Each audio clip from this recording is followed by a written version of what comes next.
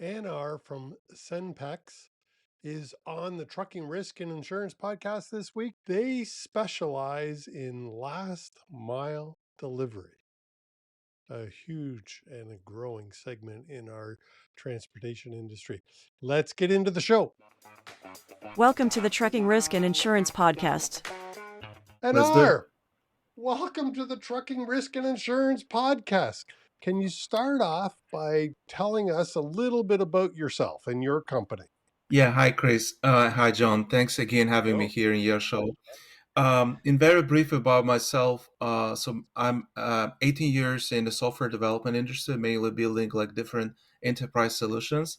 And then now, after like 7 years ago, we established the Senpex, which is specialized and helping the businesses scale and grow their and automate their last mile logistic needs. That's actually mainly what we're doing right now, and building all our technology and the solution and the logistics solution specifically, helping the businesses to automate the delivery process and needs as well.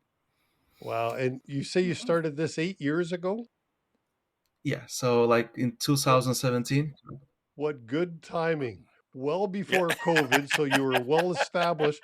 Well, I mean, tell us. I imagine that last mile delivery was a big thing before COVID started, but after COVID hit us all, did it also grow?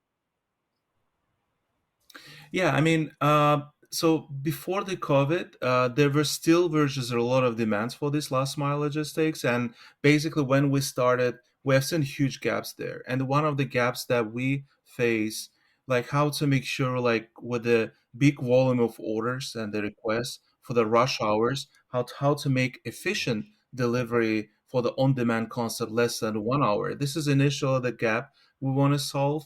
And then the second challenge, like how help the businesses to grow and scale their businesses. For example, one of our biggest brand that they use us, like restaurants, hospitals, or like enterprise solutions, they interested how they can expand. So, and the logistic definitely the part of that expansion that they needed. And then when that's where we started initially, trying to solve specifically that problem at the beginning. Yeah, I can see. And until you said it now, I never thought about it. But of course, if I want a meal delivered, it's either at 12 noon roughly or at 6 p.m. And everybody wants the same thing delivered at the same time. Yeah, exactly. Yeah, we're not paying attention. Like you're not imagining, like specifically rush hour during the restaurants, for example, like between 10 to 12, people requesting and interested to receive their food on time, right? But you don't know what's going on actually on the back of the restaurant where there's a lot of volume of orders request comes, and they have to figure out how to optimize those efficiency and how to make sure those deliveries done on time. So yeah, for those purposes, efficiency optimization of those routes, making sure that delivery is done on time, and specifically if those deliveries like large orders, oversized type of the deliveries, and the people is actually expecting their products on time. Yeah, so this is initially where we started trying to see the gap, and based on that, start learning before the COVID how to close this gap, right? And then basically before and after the COVID, we got like huge brands, like I will say, like even the like right now the Google, Apple, like the Stanford, the Restaurant Depot. There's a huge brands actually use us, and we as a company, it's really interesting. We had a chance to expand to all the states. Like we're right now in the 50 states, but very actively in the 38 states with more than 50,000 drivers that we're managing Wow. as a full time through our platform. Yeah, that's really exciting. That's that's a lot of vehicles on the Yeah. road. John and I, Mhm. after Yeah. this interview is over, we'll talk to you about safety because Yeah. that's what John and I are both safety consultants. But and actually, I was just in Indianapolis over the weekend for a convention down there, all about safety and all that kind of stuff. And of course, prior to hitting the record button, I was telling you that we're Canadian, and you were saying you were coming up to Toronto for a big conference as well. So Yeah. always expanding. But Mhm. getting back to the subject, last mile delivery. This Mhm. I'm an old guy, and so I'll throw a name out there that you might remember: Sears. I used to be a Sears home delivery driver at one time. Um, so that's the old fashioned way of last mile delivery. How Hmm. have you taken that and updated it? What are some of the enhancements you've done or your company has done? Yeah, that's a great story. Yeah, so the main enhancements that we did, you can hear me, right? Yeah. Hmm. Yeah. So the main enhancements and the main growth that we did, that basically initially we start to make the last mile logistic much more in the mobilized version, like improving our mobile apps, etc., to just create a huge convenience.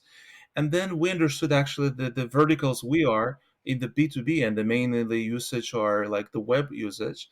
And then we start building the API. So what that API means is just special small piece of code.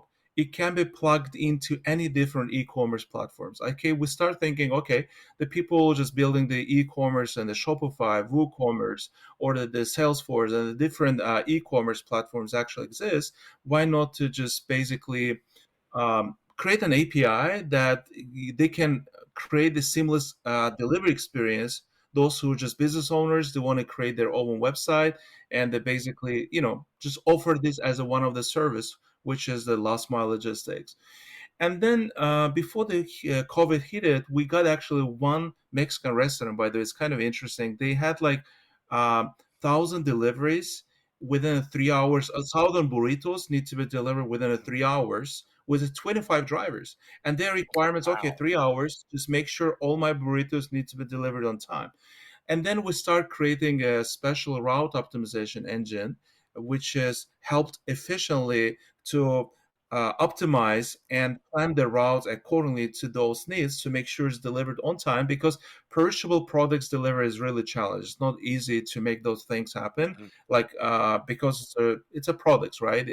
And we start building like how to for meal prep companies, or like even with the Stanford was one of our project, how efficiently optimize the routes and just deliver with the less time windows with the more drivers much more efficiently with a cheaper price. By the way, the pricing factors, by the way, in the last mile logistics very challenging, because in supply chain and logistic industry, one of the costly part is last mile. You probably know that, because whatever comes to your Mhm. house is actually come through your warehouse, and there's a lot of bunch of the activities supposed to be done by the companies usually that you're receiving, but overall it's costly.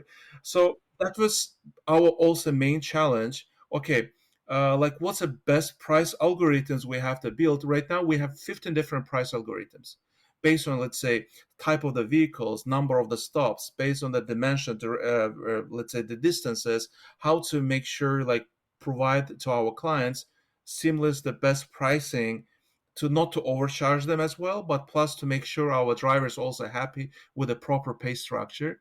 Yeah, so like API was one of our biggest, how to say, like important product that we build, and I think 85% is actually our like volume of orders. It come through the API. So we go and integrate different e-commerce, and we're receiving the volumes.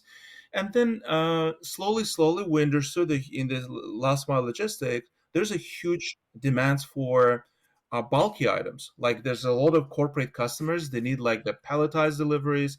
They need a lot of refrigerated type of the deliveries by they need like they need the refrigerated vehicles. And for those purposes we start going to that vertical as well. Okay, how to make sure efficiently optimize the bulky items, oversized type of the deliveries, and cover those deliveries, and slowly seeing the experience and learning from our customers. So first of all, thank you for that. There's almost 4,000 corporate customers use us. We Mhm. start building, Wow. okay, how to scale this to the nationwide, the same Mhm. experience, to making sure, because in my opinion, overall, with any type of the businesses, specific in supply chain, scalability is much more important. Like what that Mhm. scalability means is like how you can operate in any location you want. For example, as previously I mentioned, I want to expand to the Canada, so I have all my infrastructure to properly build to easily just basically register the company in Canada, and just just start operation. So I'm not kind of depends on the physical in one warehouse or physical in one offices, or let's say like in the like usual businesses we are.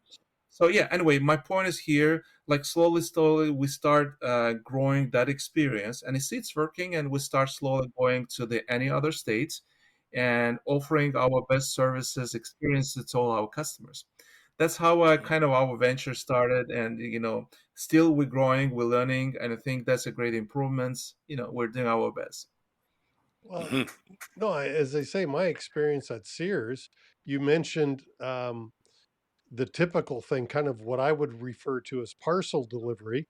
And then at Sears, we had our two-man trucks that delivered Mhm. all the furniture and appliances. And of course, you can buy a fridge today online and Hmm. have it all delivered.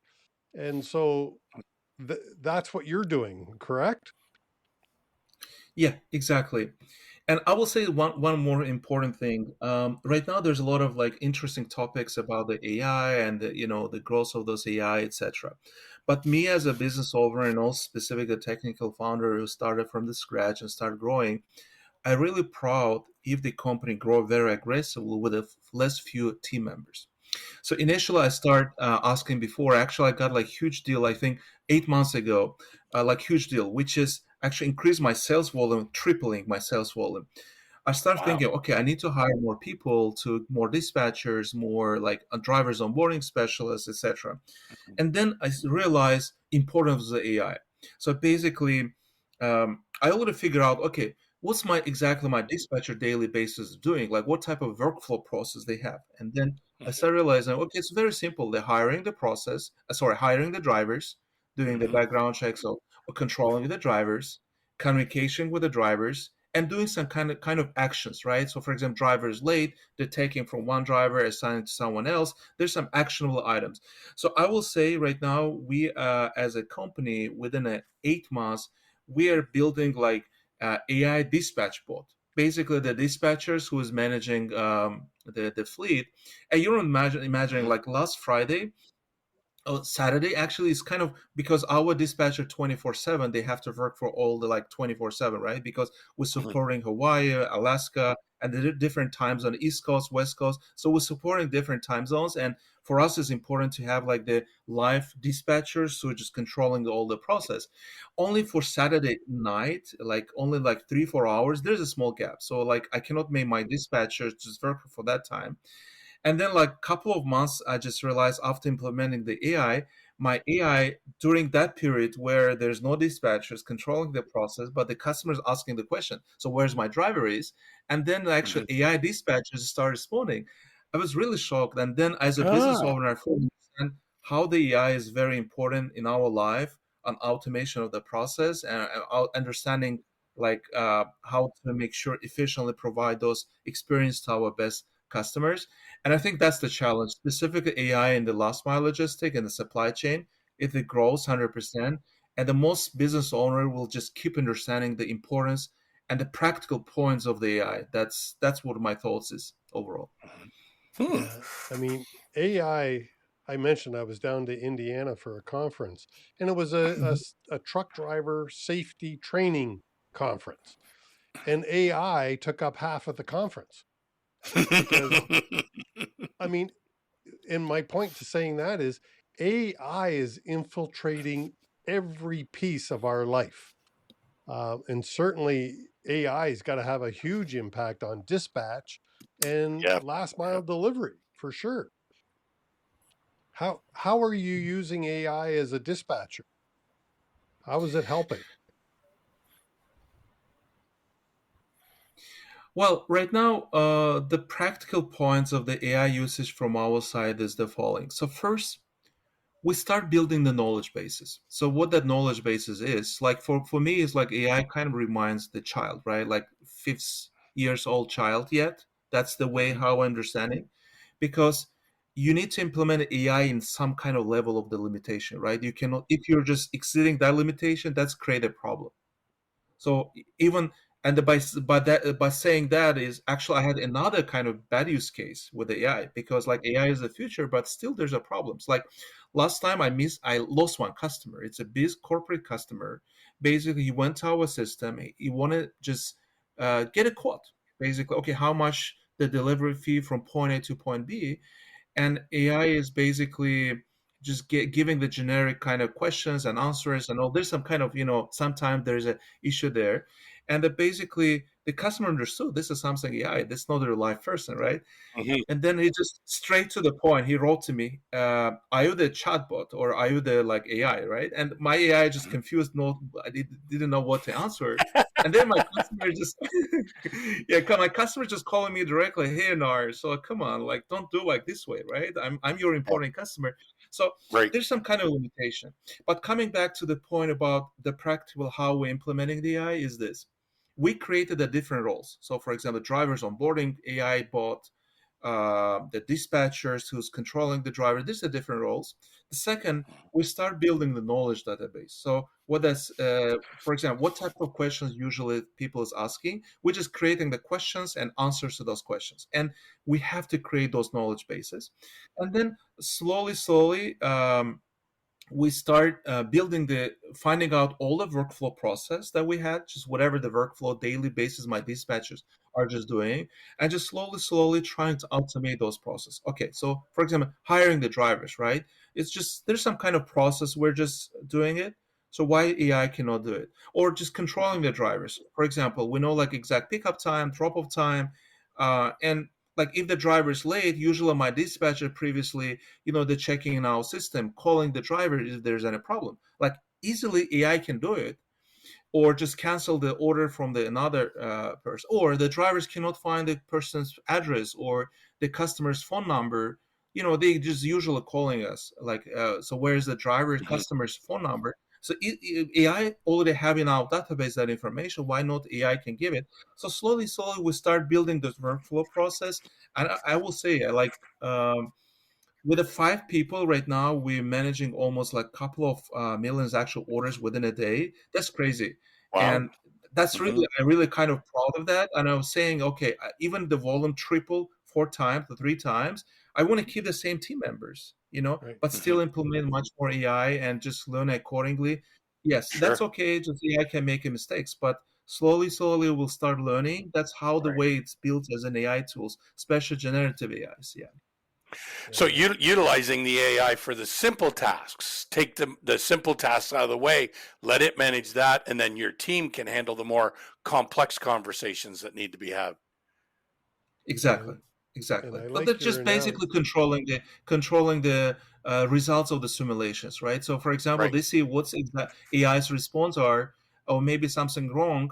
Then what we're doing, we're going back, taking this. If something went wrong or there's not correct Mhm. answer to the questions, so basically we're adjusting, trying to fix Right. this, and just making sure next time not to make the same mistakes that we did. So Right. again, AI is something that you just automating the workflow, showing whatever the response will be, fixing the response if there's any not proper simulation of the response has been Mhm. happened. That's the way how we're just keep growing it. It takes some Cool. time. It's not like immediately Sure. within a Sure. 1 or 6 months you can make it. Still like 8 months. We did a lot of things, but I think that's the beginning, and there's a lot of new ideas, new challenges happening in the AI Right. field. Yeah. Right. Yeah, Cool. I mean, AI, you said it earlier, and I forget your exact words, but AI is far from being an adult. It is a child under 10 years old at the moment because it's so new. It's not even a Yep. teenager yet, Yeah. AI. And when I say new, it's been around, like we didn't really call it AI, but when Siri came out and Alexa and all those things, uh, that Mhm. was all the beginnings of AI. And now it's just exploding with the different technologies. And what you're doing specifically is a great use. You're Mhm. making it more efficient. I'm a bit of an environmentalist. So by you increasing the efficiency of delivery, you're helping save the planet. Yeah. And that's a Mhm. byproduct. That's not one that you're going for, but you're reducing costs by being more efficient, and Mhm. you're saving fuel, and all that just helps everybody all along. And we all want uh, last mile delivery. Every Mhm. restaurant is now using it. It used to only be pizza shops, but now every Mhm. restaurant has last mile Yeah. delivery. Every store pretty much delivers to your home now. Where do you see and I know this is maybe an unfair question, but where do you see last mile delivery going? What else do you see as a service that you can provide that hasn't quite yet caught on? I think in the B2B space, specifically in supply chain, still there's a huge challenges. There's a huge growth. Like one of the biggest things are like oversized type of the deliveries. I think it's not covered a lot. I think second is special refrigerated type of the delivery is very challenging. Like most of the business is struggling. Like how to make sure like ice cream being picked up and delivered properly and just and if properly delivered, right? Like refrigerated Yeah. type of things. Third, in my opinion, reverse logistics is growing and booming. Reverse Sorry, logistics, what's reverse reverse? yeah, reverse logistic is something that returning the item to like store. So people goes and buy and then Oh, returning, and still there's a lot of gaps there, and a lot of stores are very struggling. A lot of companies right now like kind of losing a lot of money because of the returns, right? How to make sure yep. it's efficiently, yeah, pick it up from people's house and then returning them back with the proper labeling, and how to make sure customers they're not leaving their home but their products need to be picked up and returned back, right? I'll tell you, that Um, one is a sore spot in my household. And I never heard the term reverse logistics, but yeah, returning an item that didn't fit Yeah. or whatever the Yeah. problem is. Yeah, sorry, yeah, carry on. That's a great example of growth. yeah, and I think still like 3PLs that usually the huge warehouses they had like whatever the solution the customer in keeping the products, but still they have a gap how to efficiently optimize their routes, and even like there's a lot of corporates like in 3PL companies they need like the package to properly optimize and efficiently delivered. There's a lot of gaps and a lot of like optimization automation need to be done in that space. Yeah, and in my opinion, some way, maybe in the future, autonomous delivery will be pretty much like active growth. Overall, like either like in the freight deliveries, either in the last mile logistics, like autonomous process is happening. Still, I Mhm. know, like probably what happened with the cruise in San Francisco, and they stopped their operation. There's some kind of like legal part of that overall, but in long term, like within a 1 or 2 years we'll see some kind of autonomous delivery concept will be keep growing. And then maybe after like I don't know 5 or 10 years, the drone delivery will be the huge potential. But still, in my opinion, the drone delivery is really kind of not. We don't have enough infrastructure for that, like with the proper procedures and rules how it Mhm. needs to be done, and plus Yeah. infrastructure. Because like with the huge buildings, how we'll make sure those drones landing in the proper like floors, right, or proper Yeah. things. There's a lot of procedures and challenge. Mhm. But that's what I see the tendency as it grows wise. And yeah, I mean, still we're growing. We're also trying to figure out and finding all those gaps and trying to close those gaps, building the technology and building the Mhm. experience to our customers. Yeah. And one of the things when you mentioned a couple of the growth areas, for some reason in my mind, I went medical products that need refrigeration, because Mhm. you mentioned refrigeration and medical Mhm. products because they often have to be delivered quickly and efficiently, but they need to be frozen or Mhm. refrigerated, and to hospitals, to end users. It just, anyways, that was just something that popped into my mind as you were Mhm. talking, Anar. But Well, well, something that Well, that I'm almost also wondering about is you're not an asset based operation, so you'd mentioned about for hiring and orienting drivers and stuff like that. So I'm assuming you're looking for well qualified drivers with their vehicles and whatnot to provide those delivery services and stuff along that line. So how would people reach out to say, hey, how could I do work with your company and provide services? Are they allowed to do it with multiple companies, or is it something where they dedicate to you guys? Oh yeah, so like based on the different kind of zones, we have like the full-time, part-time jobs, and for those purposes, we need to just hire those drivers who is potentially can also work for us. And if there's no enough volume of the orders, definitely can do something else for other companies. Yeah, the way how we're doing, we're basically initially hiring the process. They're just downloading our apps, so the driver app. So basically signing up as a driver and they're receiving the volume through our app. That's how we're managing. Initially, when I started in 2017 this business, so basically I was kind of impression, okay, I will have a huge challenge and the issues with the drivers hiring process. And surprisingly, you're not imagining like every hour we're having like 2,000 application of the drivers, 2,000 like hourly basis. Wow. And yeah, so Wow. and the reason the way how we're doing it, even right now we're not putting it in a post or an advertisement in a different kind of websites for hiring. So Right. people are just doing through the YouTube. I'm kind of viral, right? So if the one driver is happy, they're just recording all Mm-hmm. the delivery experience with the Senpex and putting on the Facebook, sorry, Mm-hmm. on the YouTube. And yeah, so the people listening those Sure. and they're just applying and just this is how we're kind of growing, expanding. But out of those, Sure. we are also very important is quality is important, right? We don't need like many drivers. We need like the best drivers who can us also do it. So for those purposes, we implemented a lot like performance metrics. And I will say very Mm-hmm. important in any of the logistic companies and any businesses as well, the data-driven business is important. So data is important. So you need to see the performance of the driver, the way of the execution, and based on those information, you have to give either just more volume of orders or less orders if he's not properly doing the Right. job, right? Sure. So there's need to be some metrics accordingly to this, and this is not even correlated with the drivers' uh, process performance, but also like the sales performance, the volume wise, like how to make sure. For example, in our business, one of our advantages, in my opinion, on the Sempex, we had the chance in the last mile logistic build recurring type of customers, like repetitive customers. So, for Mm-hmm. example, we got, let's say, the Google, they just have a special logistic needs, and we know how to repeatedly just provide the service, and that basically it's easier, convenient, kind of subscription based model, right? You're Mm-hmm. subscribing them in our system one time, do the proper setup, assigning the driver, and the driver just keep working with that with a proper dedicated drivers, right? And this is also like good for our clients because they're getting the right driver and they just get to use the same Sure. driver, just keep continuously working for that. But Right. answer to your question, back to your regarding the driver's onboarding process, yes. Initially, we had the kind of thoughts like, okay, I will, oh my God, I will have a huge challenge.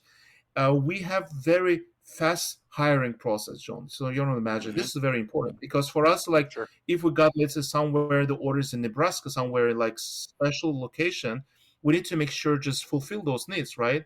And based on the volume that we have, how to make sure get the right drivers and just make those proper execution. So yeah, this is how we figure out that during the within the 6 years, and now we know what to do, like how to make sure Mm-hmm. hire properly, efficiently, how the best drivers to do those jobs. Right. And the Cool, plus man. the pay structure is important. So pay if it pay is good, so it's just kind Yeah. of viral, right? So people see that it's better than say the DoorDash or Uber Eats, whatever. Mm-hmm. So definitely going and referring to their friends and families, they Mm-hmm. just keep working for us. Sure. Sure. Well, that's awesome. And all of your contact info and Senpex website info is Yeah. all in the show notes down below. So Mm-hmm. if somebody is interested, and currently it's only in the United States, but you heard it here, Anar is coming to Canada. He just hasn't put a date to that yet.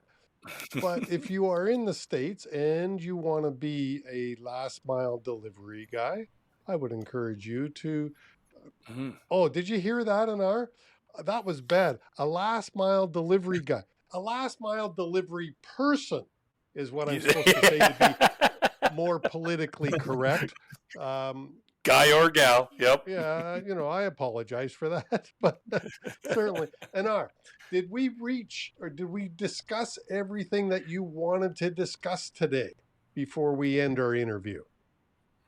I think overall I covered pretty much all the points that I really want to Cool. just kind of share as an experience. Yeah, Sure. I just mentioned about everything, like about our products, about became the data-driven company. I mean, about the data type of things, there's a lot of things that I had like within like my experience, but I think I pretty much cover all the details, so I have nothing else to be covered. Also, AI points I think is very important in the supply Yes. chain. Yeah. Yeah. Yep. Yeah, no, Cool.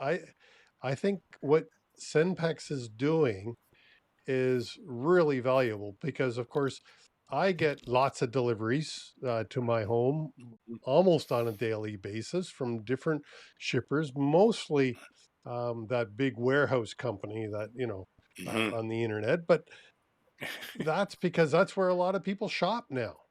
And Yeah. Hmm. certainly I can remember before COVID saying, I'll never buy anything online.